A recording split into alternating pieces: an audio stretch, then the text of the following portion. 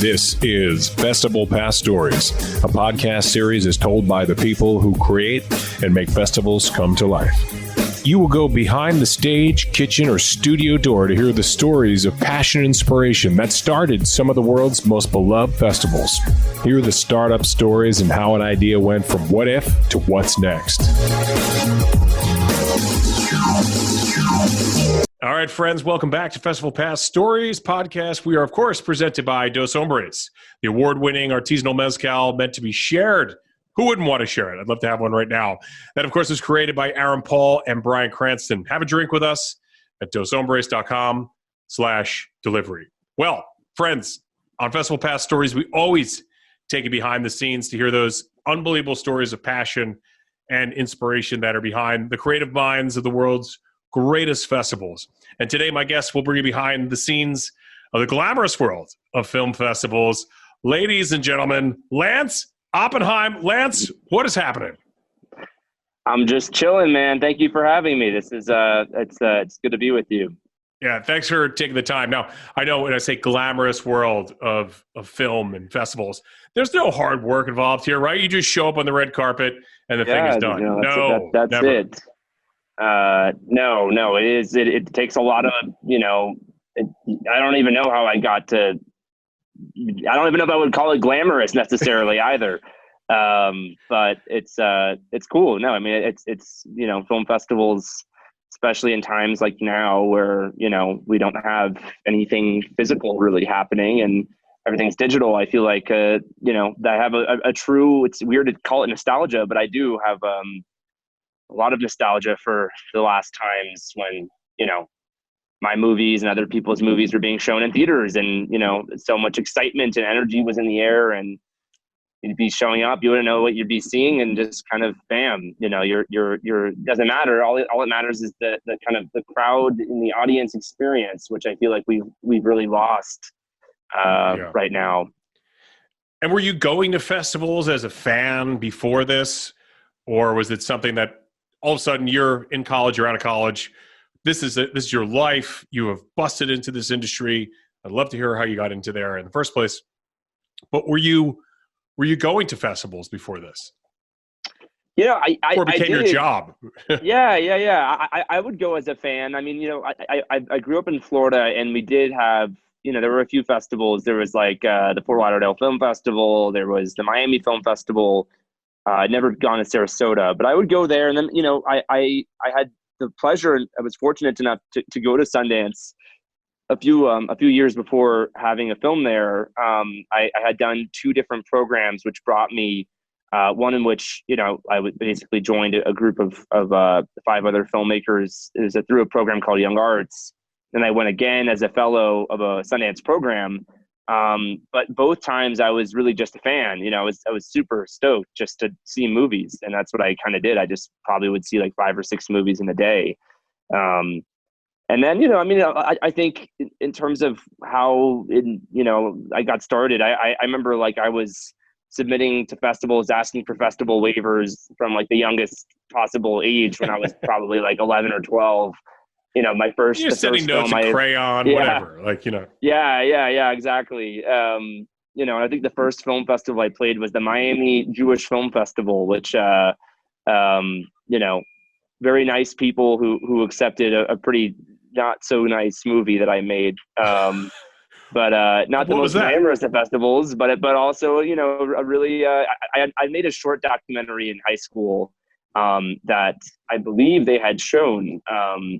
And, I think that's the thing, honestly, ultimately, when you're that young and having any sort of place that wants to show your work, it really is a big kind of push in the right direction. It made me want to make films, knowing that people also appreciated the stuff that I was making. And even if it was the most rinky-dink of festivals, not to say the Miami Jewish Film Festival is one of them, but, even if it was just the most random of places, the fact that anyone wanted to show it was always like, oh, wow, yeah, maybe I should keep doing this, And what was that film? What was the first film that you did for the Miami Jewish Film Festival?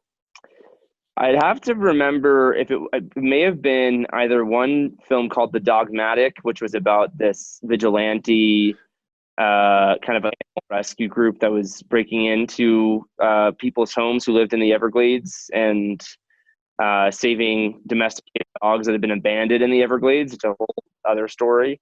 It could have been that. It could have been a film that I made about my grandfather called Quicksand, which was about my grandfather had dementia, and I actually had interviewed him a week before, 2 weeks before he passed away.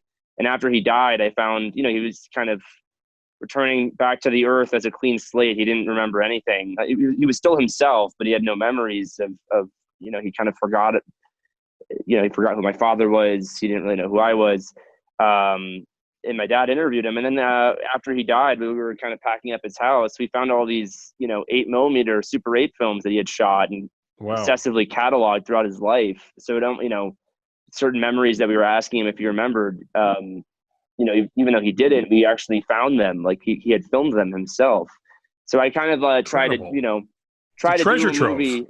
Yeah, it was a treasure trove. Absolutely. And I was trying to do I tried to string together, kind of him as a person, capture some of the films that he had left behind had really captured his spirit. And there was something interesting about looking at some of the mannerisms he had at 30, at 35, and then some of the same mannerisms he had as someone who had no memories at 88. So anyway, it could have been that one, but these were the kinds of films I was making when I was younger, really just stuff that was happening in or around my, life, stuff in my backyard, with the Everglades, or, stuff that was much more intimate and kind of about family and things along that nature.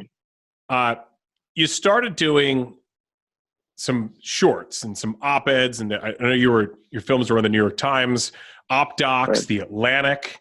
Now, these were just the short films that you started with?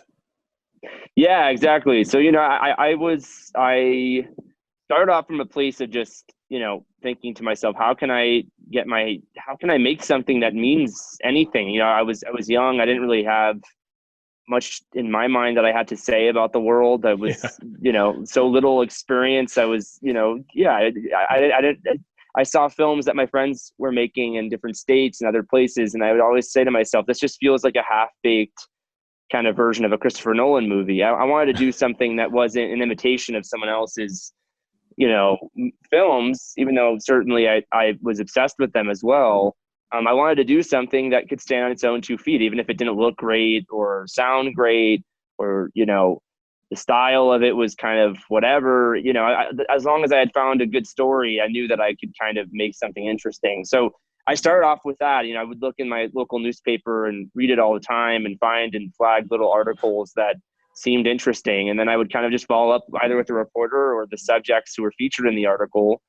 And then I would go and make a movie about it. And that was sort of that was the origins of starting to make stuff. And then I think the other part of this was just sort of, how, once you make something you're proud of, how do you get that work seen? Yes. No one's going to knock on your door and ask you to see the film you just made. You have to get it and really aggressively push it in front of people's faces. So festivals were certainly helpful with that, but also I think like the online circuit was important. This was sort of back in, like Vimeo staff picks were huge then. Yeah. Short of the Week, which was another place, was also, huge. And I just was trying to obsessively figure out how to get these people to watch my movie and send a lot of cold emails, sent a lot of, unsolicited LinkedIn messages. And finally, I kind of got in front of people, and that was sort of, I knew that if I could do that with, my films, that then I should take that same kind of idea. I've always believed that like the closest you can get to someone whose work you admire, even if you're just doing their laundry for them, try it. You never know what can happen. So, the cold emailing thing, that the way I got in touch with the New York Times, similar system. They had an open submission for documentaries, and I'd spam them, I'd flood it, and then I would never hear anything. So I went around and found someone's LinkedIn profile and sent them a message and kind of made the connection happen in person. It's incredible. So no training, no representation, just you and your Apple computer or whatever at home. They're not a sponsor of ours, so stop giving any plugs, but so it's just, this is something you completely taught yourself at a very young age. I did, yeah, and I think a lot of it was just trial by error. You know, I mean, I made a bunch of garbage before I made anything that I cared about. But you know, that's kind of what you have to do these days. I think, especially the other part of it, no one can really train you how to write a good email. You just learn by doing it over and over again. Yeah. It's just like auditioning. I mean, if you're an actor or you're trying to get a part in something, you can't just use like backstage.com or something like that. You've got to just find a way to get your art in front of people or get your reel in front of people. Right. And that's it. It's just, you have to be annoying. You have to be a nuisance. Right. No, I totally agree. And with the Miami Festival, that was your first festival and your first festival experience. Was that something where they were like, we're desperate for content, or was it you were selected and it was a gigantic deal? And how old were you when that happened? Oh man, I was probably like 12 or 13. But no, I mean, I think you know, and I'm curious if it was the Miami Jewish Film Festival, if it was at the Fort Lauderdale Film Festival. It was one of these places, but no, you know, you submit the film, and then there's a jury, they screen a bunch of stuff, and then they choose it. I mean, obviously, I think would I call it a gigantic deal? I think for me at the time, it probably was. Looking back on it, you know, I think it's not like people really were there to watch the film, and it wasn't really getting in front of people's faces. But in terms of just you know, knowing that there were other films that were, you know, probably submitted and didn't make it into the cut, I was just sort of like, oh, okay, you know, it seems like people liked this movie, and you know, I took that as kind of I put that in my quiver, and I kind of continued on, and I felt pretty, you know, I started to kind of gain confidence when films were getting into festivals, and that just made me want to make more of them. I think if I did a film at 12 years old, even a short film, it would have been called Little League. There he is, striking out again. Will he be able to ever put the bat back on his shoulder? That would have been. You should do that. That's a great idea. You should do it now. I should do it now. I should do it now and go back and just live those glory days, because I'm over it. I'm over the big strikeout. Yeah. No, I'm over the home run I gave up. I'm over it. I think I've. And speaking of getting over it, how do you move on or transition from making short films to then moving into feature films? Well, I think a large part of it was I really wasn't planning on making that jump with this film I had just made with Some Kind of Heaven. I really thought that I was making, you know, initially it started off as a short. I went to this place kind of chasing an initial curiosity about the world and the setting and the people who chose to live there. And then as I started kind of, you know, meeting folks and following a few people around, I just realized that this needed to be a little longer. I didn't know how long, but I knew probably longer than anything I had done before. But it was never a thing of me going there with the intention of being like, I'm going to make this movie happen. It's going to be 84 minutes. I'm going to get it into Sundance and try and do all this stuff with it. I mean, obviously that was the dream, but it was never, I was much more realistic. And I feel like if you're just too idealistic or too ambitious, I feel like it's better to just kind of see what's in front of you and observe what's happening around you rather than trying to force a format onto something. And of course, also, you know, after I figured out that this probably should be longer, I had no idea what the film was really about at that point. So it was then became another whole thing of trying to convince people that I did know what I had, you know, and what I was doing, and kind of assembling as big of a team as possible that would allow me to go back and, you know, raise the resources we would need, raise the money to go and figure that out. But it certainly was not something that I was planning on. And I think, you know, the biggest transition is really just, you know, you have to learn how to collaborate with people. You have to learn how to find your squad, find your team, and, you know, figure out what battles are the ones worth fighting for, which ones aren't. Be diplomatic and make the movie you want to make. You know, I think that's making a short was far different. I usually would edit them myself, and it would take me like 8 months to edit, you know, a 10-minute movie. And that usually came from just, you know, really taking my time figuring it out. Here I was working with another editor who I really consider the co-author of the film, Daniel Garber. But he and I, you know, we had far less time than than that. We Yeah. had far less time to edit. So you needed a team. 12 months. Yeah, you needed a team at that point. And that's what a lesson for a young artist to learn, to take. You were so independent. You're doing your own thing. You're like, I'm going to edit this on my own, and then it's going to be in my vision only. And then you have to adapt quickly. I mean, obviously, we've all had to pivot. There's that word that we can't stand using because we overused it last year. It was ubiquitous. But to be able to just say, all right, look, this is my vision, but I can't do this without a team. You know, I think you hear this phrase all the time that greatness is making those around you better. You're hearing it so much right now with football, and you're in, South Florida. There we go. Tampa just wins the Super Bowl. But Tom Brady truly makes the people around him better. And then they have these Guinness commercials, not a sponsor as well, with Joe Montana. And Joe Montana, I consider to be the greatest at his craft. And he specifically talks in those commercials, which I think are great, about absolutely picking yourself up when you're down, how you respond to the adversity. But you cannot be great on your own. You must have a team, and you must learn to work with those around you. And if you are great, you'll make them all better. And I guess that's how you end up at Sundance. So let's go to 2019, where you mentioned this before, but we all remember 2019. We all had a pretty good year in 2019. You had a particularly awesome year in 2019 before the world fell apart. I'm just going to go through this quick resume. Do not blush. But you were named a Sundance Ignite Fellow. You talked about that fellowship. You were named one of Filmmaker magazine's top 25 new faces of independent film, and graduated from Harvard's Visual and Environmental Studies program. Now I'll take a breath. But there were only 12 months in that year. Somehow you did all of that.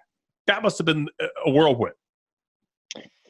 Well, I mean, man, yeah, it was a crazy and exciting time. And it was also a time where I was working on this film, and I really wanted to figure out what to do with it and how to kind of, I mean, I think in retrospect, I probably should have enjoyed the ride more, given that last year was just a, complete abyss. And I think everyone probably feels like time just evaporated. But, I think in the moment I was just sort of so focused on just trying to get my film made that all the other stuff was sort of ornamental in some ways. I mean, obviously, those were all big things that that I'm very grateful for, the fellowship at Sundance, the Filmmaker magazine list, and graduating from college.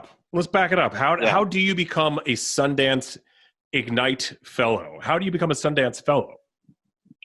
Well, I mean, it's a program that you have to apply for, and I think it's a great program. I mean, it's designed for young filmmakers. Basically, there's not a whole lot of fellowships or grants or programs like Sundance Ignite that do support young filmmakers' work and try to sort of demystify the Sundance experience, the festival programmers, that whole thing. But you apply, and it's a very rigorous sort of process. You submit a film, you write a bunch of essays, you're interviewed, and then there's another, I think, round after that. But it was awesome. I mean, I was extremely overjoyed. And then also the experience of being around other really talented, fascinating filmmakers who were also around my age was awesome. I mean, you couldn't beat that. Incredible. And is that how Filmmaker magazine found you?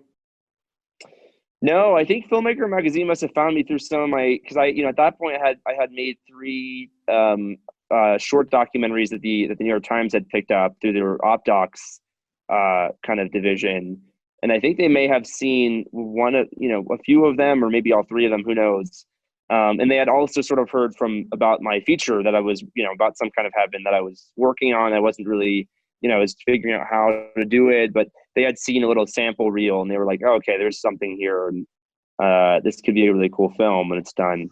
Then, of course, after all this wonderful stuff happens to you in 2019, 2020 rolls around, and it's pretty awesome, right? The beginning of the year, everybody's talking about billing it as the best year ever before it started, just like the Super Bowl the other night was supposed to be the best Super Bowl ever. And of course, both of those things unraveled quickly and were kind of almost over before they started. And now your first feature film. Yeah. Green at Sundance, Some Kind of Heaven. You mentioned it before, you talked about the team around it. It premieres at Sundance and was produced by Darren Aronofsky. I mean, this is unbelievable how quickly this happened. And you're like, it wasn't quick, man. Like, this was tons and tons of hard work to get there. Of course, from the civilian side here, that's what we see.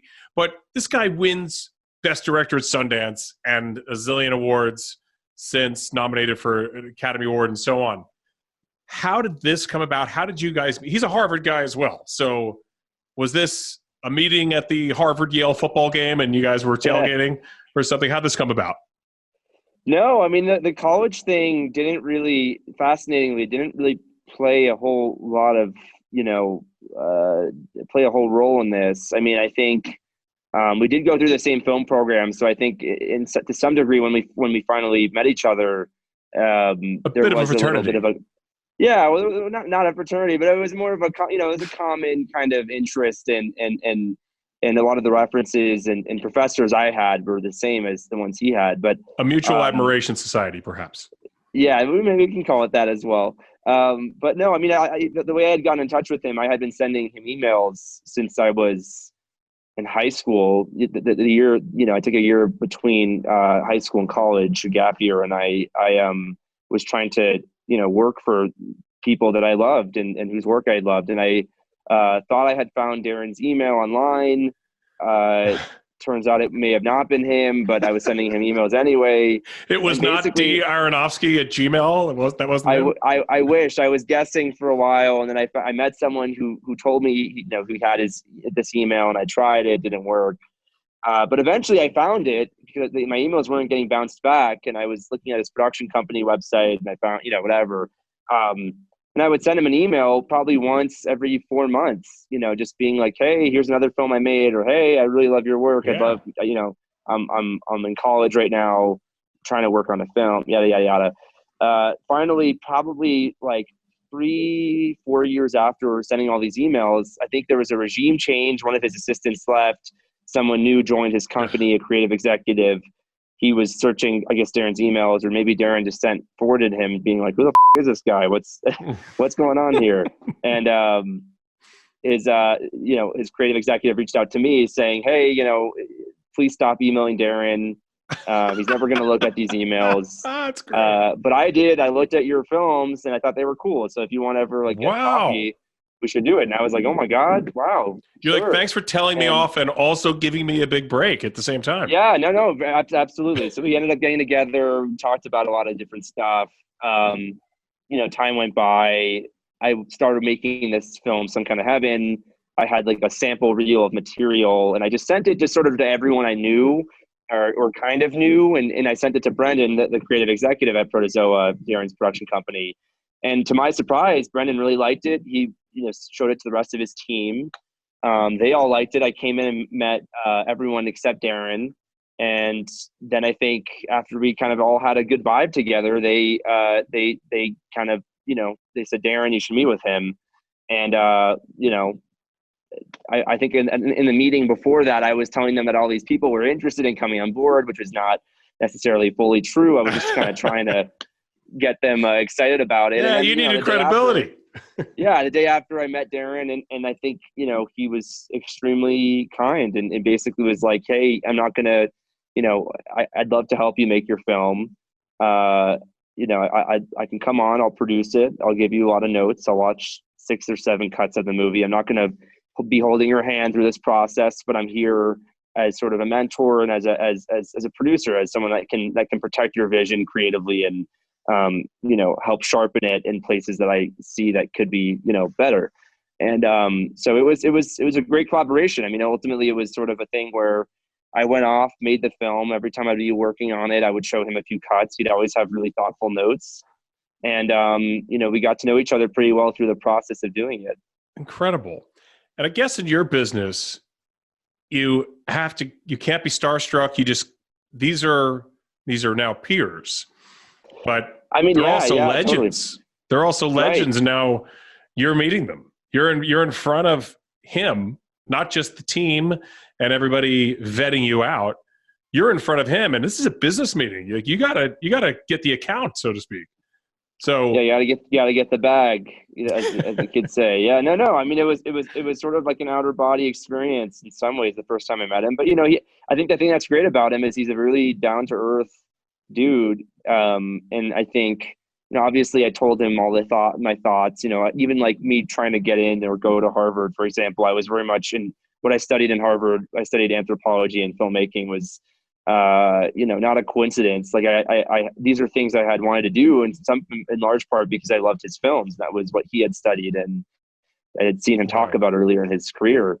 So, I obviously had a great reverence for him and his movies, and I got to pick his brain about all those things. But I think ultimately, we had a movie to make, and it was, I think my relationship with his work hasn't changed. I think he's brilliant because his films are really great. Some of my favorite films, period. But I also, he, as you said, he did become sort of a peer in a way where he was looking to me as a director. He was putting in time, investing energy into this project. I did not want to let him down. I didn't want to let his team down. So I had to make a good movie. I had to go and try and make the best thing I possibly could. And then it gets to Sundance. Where were you when you found that out? What's that selection like? Is it a phone call? Is it an email? Does a messenger show up at your door with this golden box that opens up and light comes out of it? And there is. Oh man, that would be cool. I mean, no, it was a crazy day. I was with my composer. We were working on the music for our film. I was in Los Angeles, and another film he had just worked on also had gotten in, but they had heard a few days. They had heard like the day before us. Okay. And we had heard that basically if we were going to get in, we were going to be getting a phone call, sometime in between the next few days. Sleepless few days. There's a lot of photos of myself, just my editor, I was with him. He was taking photos of me just losing my mind. And finally I got some random phone call from like a blocked number, and I missed the call. And I had a voicemail, and it said it was the head of the festival programming team saying to call him. And I called him back, and he basically told me, he said, "Hey, look, like, we loved your film, but unfortunately we just couldn't find a slot for it this year. We're so sorry." And I was like, oh shit, well, thank you for calling me, letting me know. And then he takes a long pause and he says, "Just kidding, you got in." And I was that like, is brutal. Bitch, I can't believe you do this to people. And I don't know if they do that to everybody, but in the moment it was just like, just the emotional roller coaster of that whole experience was so intense. I went to sleep very well. You can do a film on that experience, just the waiting. Oh, yes, you can. And yeah, I went to sleep very well that night, but also just like, oh my God, my mind was racing and heart was racing and everything. Fear and loathing and waiting. But hey, as I see on your website, fear is something you got over as a young age. That in living in South Florida, of course, you got to do a lot of water sports. And oh yeah, and you're now. Have you gotten over this fear of jet skis? I mean, there's a picture of you on a jet ski. Yes, yeah. There was a photo of me and my father on a jet ski together when I was probably like 6, and I was launched off that jet ski. I was terrified of that whole thing. No, I feel like I've gotten over it. If I had a choice of an activity to do in the water, wouldn't be that. I don't think it'd be that. But I do love, I love swimming. It's part of growing up in Florida. I did a lot of things in the water growing up. Yeah, well, now in Hollywood, you're going to have to swim with sharks, quite literally, so or figuratively, I should say.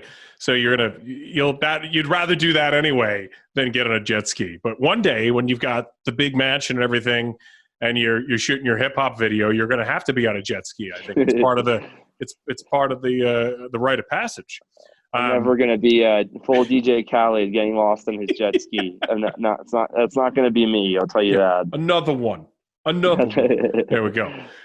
So speaking of Hollywood now, Variety magazine. Look at me. This is the gold standard here. Variety's named you to the Power of Young Hollywood list, and Now you have the backing of not only Academy Award nominated directors, but also the New York Times. You had a better 2020 than anyone else. No one's stopping you. What's next? Well, I mean, look, 2020 was a year of strangeness for everybody. And I think, very grateful that my family is all healthy and safe and everything, but it was a weird year. And I think our film played at Sundance in January. It was amazing. It was a crazy experience. And then, like about 2 months after that, everything shut down. And our film just sort of sat on a shelf for a long time. We had no idea when it was going to come out or anything like that. So it was a weird moment of time where it was sort of like you felt like you were kind of blasting off of out of a cannon or something, and then suddenly like you just kind of like face planting in the ground. So, but it was a good time. Just I felt like no one suddenly no one was reaching out, no one was emailing or calling or anything like that. So I used the time to really work on getting the next few things together and seeing what I can make. And, hopefully I'm in the process of, I'm making a new documentary right now and a fiction film. So is it about a boy and a jet ski or no? Yes, it's actually about a minor league baseball. No, yeah. It's a 12-year-old who got back in that batter's box after striking out. It's really striking out. Heartwarming story. An Oscar award-winning film. Yeah, no. I mean, we'll see what I can get together. But at this point, I'm just sort of like, it's time to get back to work and it's time to go make some more movies if I can. And then maybe they can get you together with all those Power 25 young Hollywood people. I mean, did they have any kind of like virtual event to get you guys together? I mean, that would have been a party. That would have been fun. Yeah. I don't know if there was one. If there was, I didn't go to it. Or my invitation was lost in cyberspace or something. But no, I mean, it was really nice. It went to draronofsky@gmail.com, I think. Yeah, exactly. But you were saying like during this time, and a lot of people worked on themselves. Some people did nothing and just gained 30 pounds and watched Netflix and all that. But you were saying you started working on a new project. I did, and it's hard it's hard to do anything right now outside, and there's a lot of safety risks that go into it. So I've it's been tricky, but for as much as I possibly have been able to, I've been trying to kind of get back to work. But there have been certainly weeks that have somehow turned into months where I just did nothing but watch movies. And I heard we're talking about being annoying and getting, if you want to be in this business, you really have to just get yourself out there no matter what. And I remember hearing this story from Ed Burns. He was talking about how he met Robert Redford and was working at the Tonight Show behind the scenes as like a cameraman or something. And he actually just like nervously he was trying every way to get it in there. And then he's like, Robert Redford's going to be on the show. And he's like, hey, Mr. Redford, here's my film. I hope you like it. Thank you. My business card's in there. I'm Ed Burns. See ya. And he's like, first of all, I'm thinking I'm probably going to get fired if anybody sees me do this. But this is the golden opportunity. But then, obviously, he did get into Sundance and everything that happened around that. He gets a call from Redford. He thinks it's one of his wise-ass buddies from Brooklyn, pranking him, which apparently is a Sundance thing. They try to prank you. That was not fair. But he was saying, he's like, when he's talking about his next project, he's like, you're never going to be hotter than you are right after Sundance. So you probably had going into it, you had some ideas. You're like, I better get something ready to go anyway. And maybe it was a bit of a blessing that you had the time to work on it. Yeah, I think you're probably right in a way, because I do think at the moment when I was at Sundance, I was very much so inundated with just trying to make sure that Some Kind of Heaven had a life, and we would find a distributor and everything like that. And there were still things we were sort of taking care of there. But yeah, you did, right? And Magnolia Pictures is distributing it, right? Magnolia Pictures distributed it. They picked it up like right after the first screening, which was great. But yeah, I think I was very grateful for having that time, because everyone always says you should have a back pocket inside of your back pocket inside of your back pocket of ideas. And I definitely, I was I had no back pockets when I was at Sundance. I was just sort of focused on what was, directly in front of me. All right. So Lance, how can people now, you said Magnolia Pictures is putting it out there. Where can we find Some Kind of Heaven? How can we watch it now? Yeah. So Some Kind of Heaven, it's available on Amazon to rent, on iTunes to rent, anywhere that you can rent a movie. It's probably there. I believe not it's like Blockbuster. $5.99. It's not around not anymore. Blockbuster, sadly. So my mother will ask that. She's like, "Can we go to the Blockbuster?" Mom, no. Man, I wish that'd be huge. But yeah, it's available for rent. It will eventually be on Hulu, I believe, in I think April. But for now, yeah, it's $6 if you can spare $6. Come and watch it. If you can't, you got my stimulus check. Yeah. I got my check. And how else can we find out more about Lance Oppenheim and your upcoming projects? Instagram, where are you? Where can we find you? Yeah. I'm on Instagram. I'm on Twitter. Just, look my name up. I'm sure you'll find it. And, I usually just post random things. So if you're into that, by all means, follow for a follow, as they say. Follow for follow. Well, I will follow you, my friend. Thank you so much. From Rotterdam to Tribeca to Sundance, and now to your living room on Amazon. Ladies and gentlemen, Lance Oppenheim, we are very much looking forward to seeing your next project, and we're looking forward to seeing everybody next time on festivalPass Stories. Lance, thanks again. Thank you so much. This is festivalPass Stories, a podcast series is told by the people who create and make festivals come to life. You will go behind the stage, kitchen, or studio door to hear the stories of passion and inspiration that started some of the world's most beloved festivals. Hear the startup stories and how an idea went from what if to what's next.